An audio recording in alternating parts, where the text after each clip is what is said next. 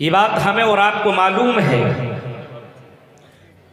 कि अल्लाह रब्बुल आलमीन ने हमें और आपको पैदा किया दुनिया के अंदर, और पैदा करने के बाद अल्लाह ताला ने दुनिया के अंदर ज़िंदगी गुजारने के लिए तौर तरीक़े बताने के लिए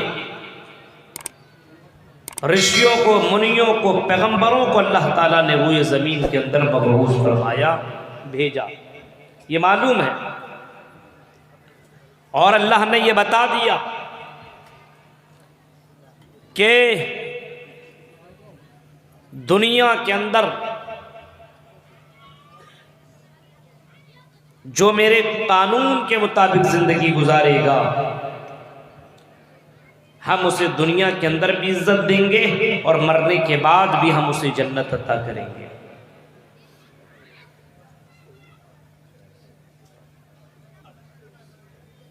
दुनिया के अंदर हम और आप हैं, और हम और आप अपने आप को अल्लाह का बंदा मानते हैं, लेकिन अल्लाह रब्बुल आलमीन ने अपने बंदों का जिक्र और ख़ास बंदों का और स्पेशल बंदों का जो जिक्र किया है वो चंद आयतों के अंदर मौजूद है। मैं उन्हीं चंद आयतों के ताल्लुक़ से आज हमारी गुफ्तगू होगी, और हम अपने आप के अंदर चेक करेंगे कि क्या हम उन आयतों के अंदर शामिल हैं कि नहीं, हमारा नाम उस लिस्ट के अंदर आ सकता है कि नहीं आ सकता है। अल्लाह के बंदे तो सब हैं, दुनिया के अंदर जितने भी हैं सब अल्लाह के बंदे हैं, लेकिन ख़ास बंदा कौन है, स्पेशल बंदा कौन है, अल्लाह का नेकोकार बंदा कौन है, अल्लाह का फरमा बरदार बंदा कौन है। कुरान करीम की आयत करीमा को ज़रा पढ़िए। वइबादुर रहमानिल्लज़ीना यमशूना अलल अर्ज़ि हौना, रहमान के स्पेशल बंदे, खास बंदे वो हैं रब्बुल आलमीन के स्पेशल बंदे, खास बंदे वो हैं यमशूना अलल अर्ज़ि हौना, जो ज़मीन के ऊपर चलते हैं तो आजिज़ी और इनकिसारी के साथ ज़मीन के ऊपर चला करते। यहाँ मर्द भी जिक्र और औरतों का भी जिक्र, बंदे और बंदियां जिसको भी आप ले लें, अल्लाह ताला ने अपने स्पेशल बंदों की शुरुआत की तो बताया कि उसकी चाल बता देगी कि ये मुसलमान बंदा है, ये मुसलमान है। चलने का अंदाज बताएगा, चलने का स्टाइल बताएगा। चलते वक्त आप देख सकेंगे तो उसके चलने के अंदर नरमी होगी, उसके चलने के अंदर घमंड ना हो, उसके चलने के अंदर तकब्बुर आपको नजर नहीं आएगा। वो तकब्बुराना अंदाज में ज़मीन के ऊपर नहीं चलेगा, वो घमंड करते हुए ज़मीन के ऊपर नहीं चलेगा, बल्कि यमशूना अलल अर्ज़ि हौना, ज़मीन के ऊपर चलेगा तो आजिज़ी व इनकिसारी के साथ चलेगा। आज हमारे यहाँ देखिए मामला बिगड़ गया। किसी को अल्लाह ताला ने थोड़ी सी दौलत दे दी तो अपने आप को अंबानी का बेटा समझने लगा, और जमीन के ऊपर चलता है तो तकब्बुराना अंदाज में चलने लगता है।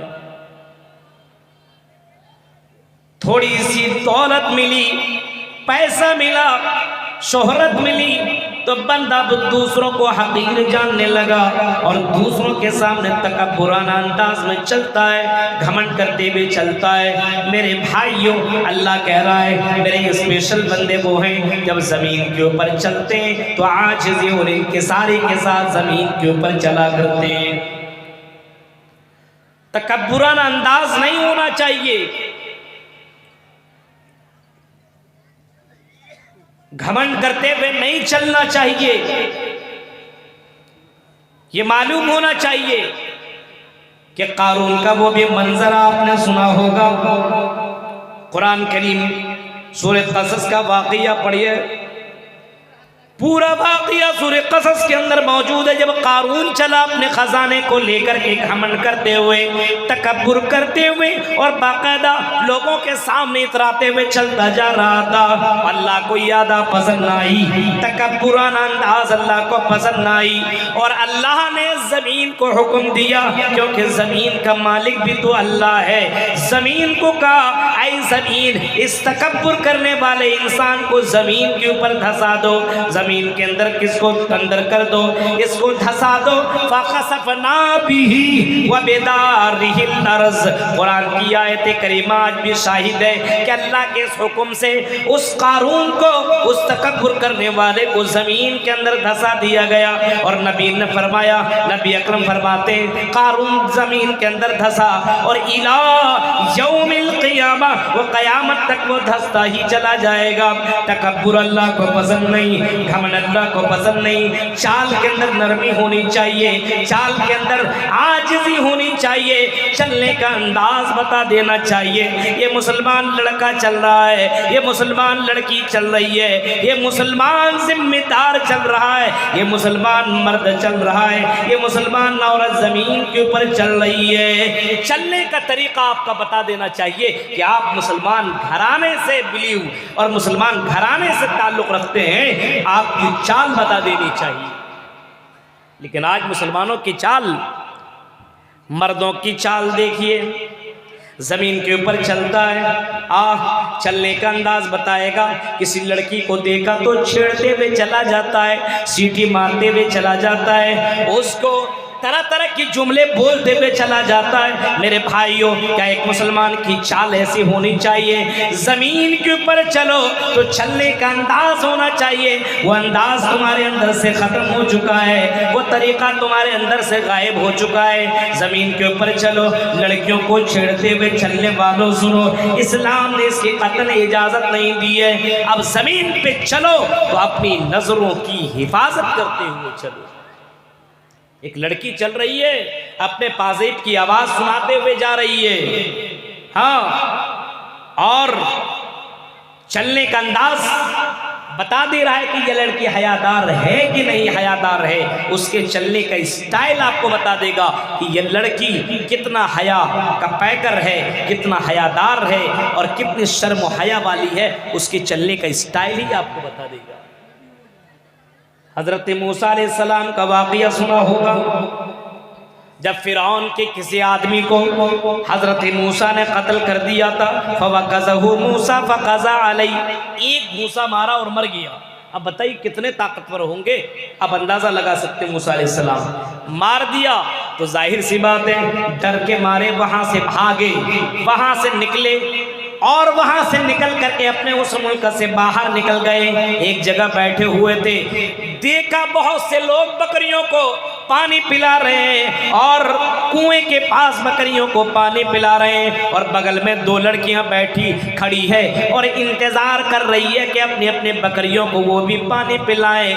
लेकिन मारे शर्म के वो उन मर्दों के सामने नहीं जा पा रही है, उन मर्दों के सामने सट करके उनके सामने झगड़ा करके या उनको हटा करके पानी पिलाने की कोशिश नहीं कर रहे हैं। गौर करो, हजरत मूसा अलैहिस्सलाम ने जब ये मंजर देखा तो हजरत मूसा ने उनकी बकरियों को लिया और कुएं के पास पहुंच करके उन बकरियों को पानी पिला दिया और पानी पिलाने के बाद उन लड़कियों के हवाले कर दिया। बकरियां लेकर के वो लड़कियां हजरत शुएब अलैहिस्सलाम की बेटियां थी, ये दोनों के दोनों घर के अंदर गई और अपने अब्बू से कहा, आई मेरे अब्बू जान, आज हमारे दरमियान एक ऐसा लड़का आया जो हमारी मदद की, लेकिन उन्होंने कोई मुआवजा हमसे नहीं मांगा।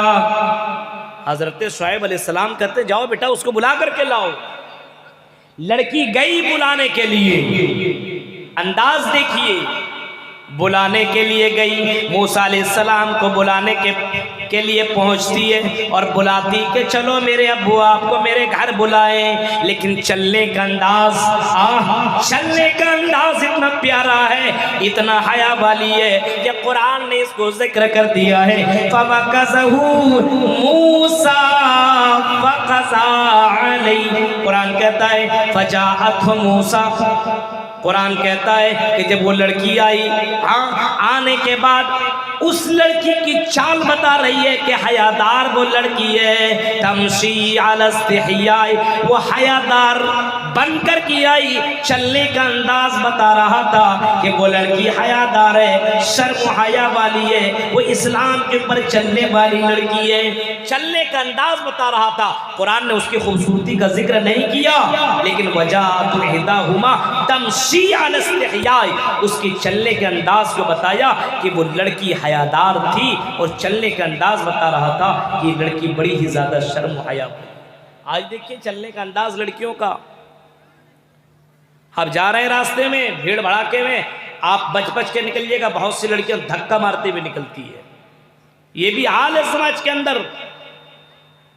गौर कीजिए, आज जब तक ये मामला ना हो, जब तक अपने कपड़े, अपने ड्रेस, अपने चीजें न दिखा लें, तब तक उनको चैन न मिले। मैं सबकी बातें नहीं कर रहा हूं, लेकिन अक्सर मुसलमान घरानों के अंदर ये चीज आ चुकी है कि लड़कियों के अंदर शर्म व हया धीरे धीरे खत्म होती चली जा रही है। मुसलमान घरानों के अंदर से ये चीजें खत्म हो रही है। और आपको मालूम होना चाहिए कि अल्लाह के नबी सल्लल्लाहु अलैहि वसल्लम ने कभी फरमाया था, अल हयाउ वल ईमानु जमीअन फइज़ा रुफिया अहदुहुमा रुफिया अल-आखर, कि इस ईमान और हया दोनों एक दूसरे से मिले हुए हैं। अगर हया खत्म तो ईमान खत्म, ईमान खत्म तो हया खत्म।